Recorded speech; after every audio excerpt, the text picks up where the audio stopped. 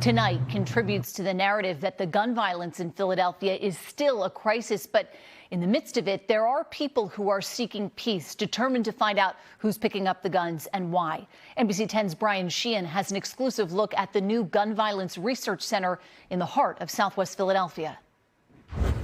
I was a major part of the destruction in Southwest at one time. Now Tamika Green's at the center of a study that's examining Philadelphia's gun violence. It's an issue that's deeply personal. March the 31st, 2007, I was shot 9 times. She's one of 4 community researchers taking part in a formal gun violence research center at Fathership Foundation in Southwest.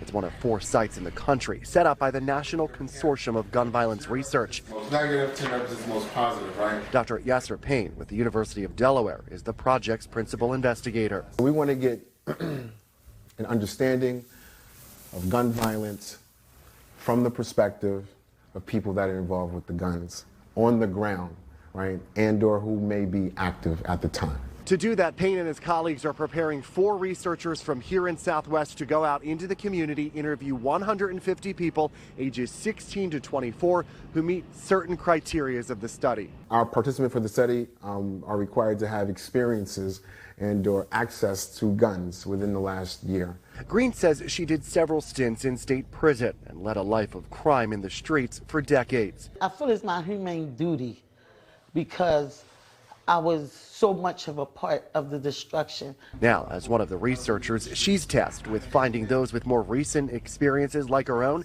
and talking with them about why they're picking up a gun. Payne says it often stems from poverty and inequality. What is the answer, right? And/or what do you think about the structural violence? And/or if you had $1 gazillion, what would you recommend or suggest to ending the gun violence, right? They call me a legend where I'm from. I don't like that because the legendary status they give me is surrounded by the destruction that I did. So once I put more energy into the community and build up and make a change, then I would consider myself a legend.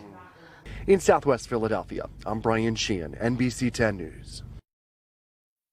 NBC 10 wants to share the positive stories about people in our communities helping to seek peace in Philly. You can share your stories by emailing us at seekingpeace@nbcuni.com.